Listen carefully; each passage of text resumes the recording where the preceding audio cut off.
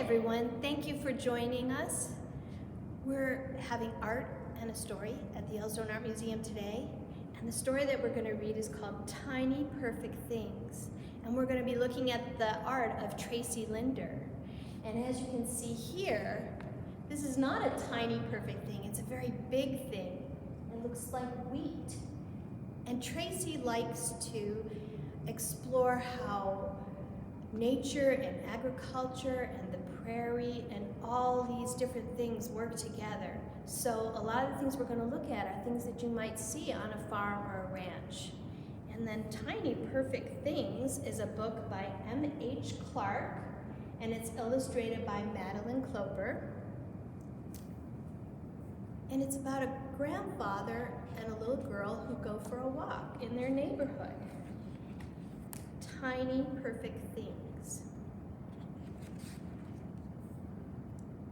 Today, we keep our eyes open for tiny perfect things.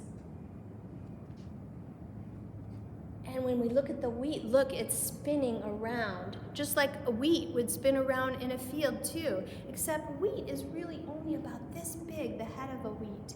Tracy made this with hand-dyed leather and grass beards that she put together, and she wants you to really think about what that tiny little wheat looks like. So she made it big, human size, so we could think about that and kind of be a part of it and connect with it and think about all that wheat in a field. Here we have a field and bushes and branches and flowers that they're gonna go see. So like here on the ground, a yellow leaf that the wind has blown down. See her looking at the little leaf? Some big leaves that are blowing around.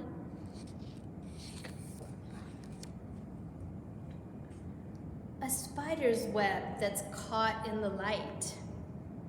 Spider webs are very artistic too, aren't they? They're beautiful works of art made by spiders.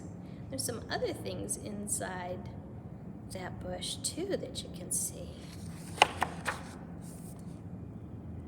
A snail that climbed the fence last night. See that tiny little snail? There's bugs all over the place. We'll go for walks sometimes, we can hear them and listen to them. I've got the cat and a dog over here, and some birds flying. Let's walk over here for a little bit and take a look at this.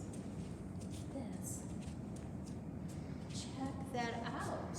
This is made out of resin, but it almost looks like glass. Resin is made by some organic materials that they turn into a big word called polymers.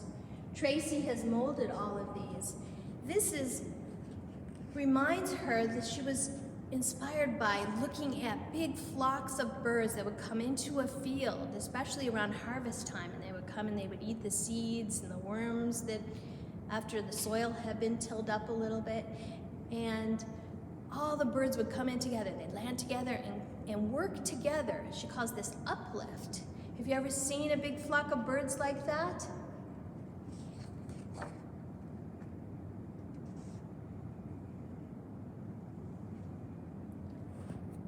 See all the crows up in the tree. Look at the crows here.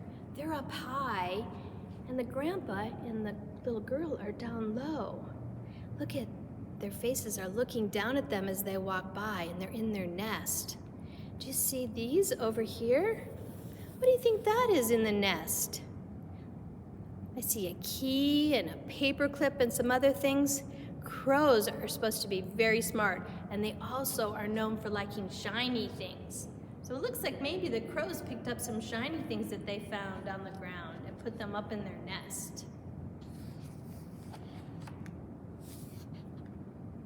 Here's a red bottle cap and a man with a beautiful feather in his hat and a flower growing in the sidewalk crack. Look at all these tiny perfect things that they're finding out in nature. Tracy's work is all about nature too. Look, our shadows are holding hands. They walk when we walk, and they stand when we stand. Let's step back a little bit and take a look at the shadows with the wings.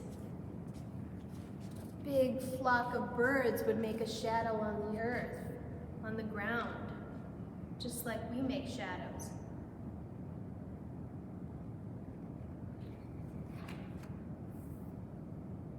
I see a cat on the steps and someone we know. Let's say hello. She's waving at a neighbor who looks like she's mowing her grass. There's an apple way up high, red against the blue, blue sky.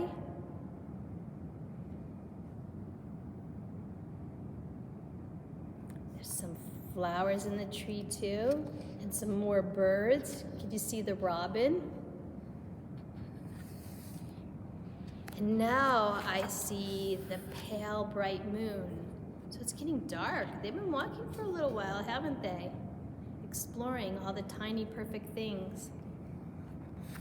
It's getting cold. Let's go home soon.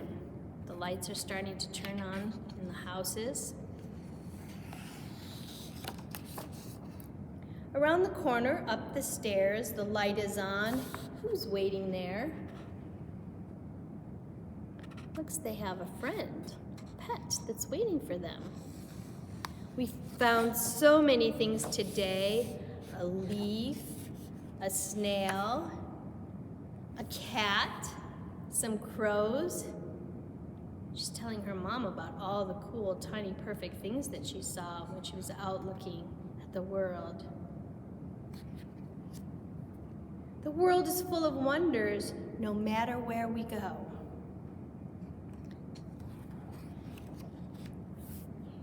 Can we go again tomorrow? She asks. I wonder what we'll see.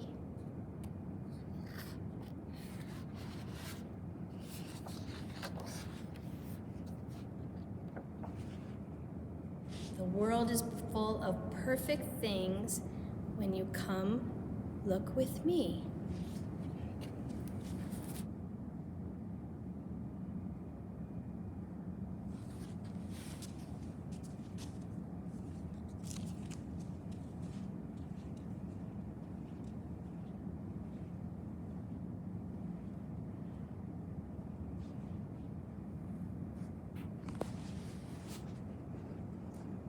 Let's look at one more thing that Tracy's created as part of her exhibit.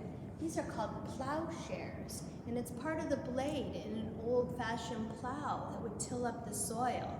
And a long time ago, homesteaders and ranchers, farmers would use this to till the soil.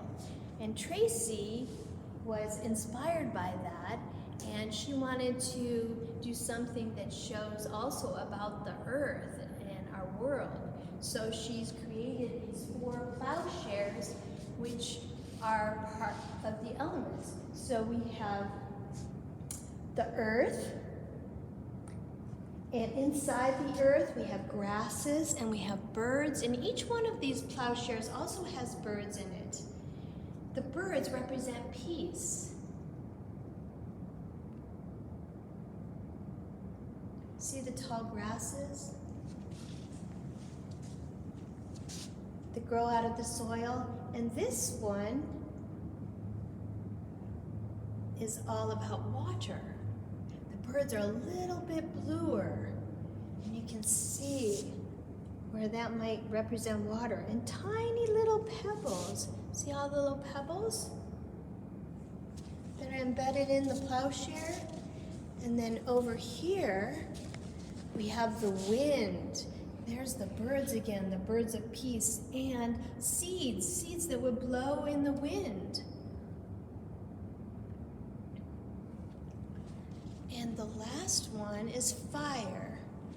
So we have earth, water, wind, and fire.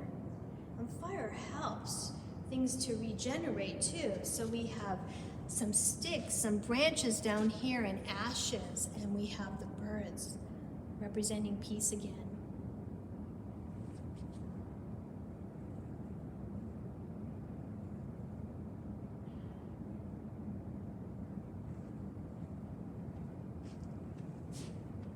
Thank you for joining us for Art and a Story at the Yellowstone Art Museum. Keep your eyes open for all the tiny, perfect things in the world and the many wonders.